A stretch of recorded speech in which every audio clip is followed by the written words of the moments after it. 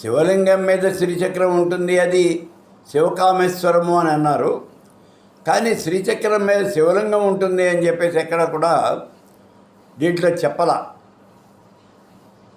అయితే ఇక్కడ జనం అంతా చెప్పుకోవడం మాత్రం ఏమంటే, దీని వెనకాల ఒక శివుడి యొక్క హస్తం ఉన్నది, అతడు ఈ పనులన్నీ చేస్తున్నాడు అని చెప్పేసి జనవాక్యం. ఇది ఎంతవరకు నిజమో మనకే తెలియదు. కానీ ఆ శ్రీచక్రం మొత్తం నిర్మాణంలో ఉంది.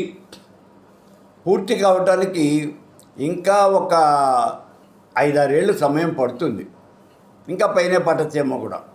ఎందుకంటే మొత్తం 800 కోట్ల రూపాయల పైన ప్రాజెక్ట్ అది.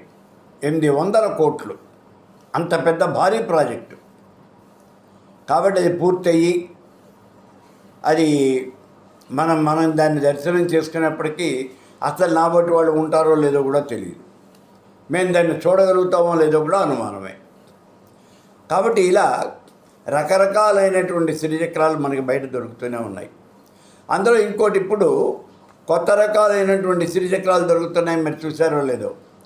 అడుగున ఒక కమలం ఉంటుంది, ఆ కమలంలో మేరు శ్రీచక్రం ఉంటుంది. ఇది స్ఫటికంతో తయారు చేసాము అంటున్నాడు. అది స్ఫటికం కాదు, ప్లాస్టిక్ రాయి లేదా గాజు రాయి, గ్లాస్ స్టోను లేదా ఈ ఫైబరు ప్లాస్టిక్ ఉంది అన్బ్రేకబుల్, దాంతో తయారు చేస్తున్నారు. అవి నేను చూశాను. వాటిల్లో రంగు కూడా ఎక్కిస్తున్నారు. అందులో రోజు కలర్ ఎక్కించినటువంటి చూశాను.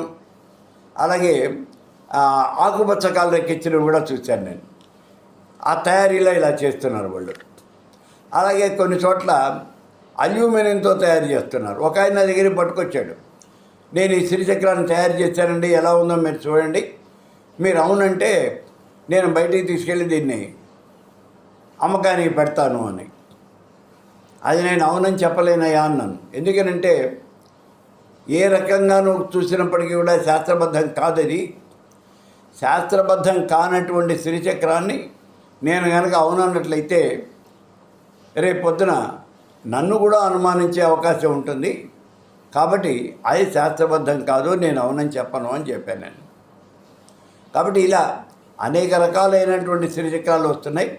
మీరు శ్రీచక్రం కొనుక్కోవాలి అనుకున్నప్పుడు మాత్రం మీ గురువు గారిని వెంటబెట్టుకెళ్ళి కొనుక్కోండి. ఎందుకంటే బయట దొరికే శ్రీచక్రాల్లో కొలతలు వేసి సరిగ్గా ఉండటంలా, జాగ్రత్తగా చూసి కొనుక్కోండి.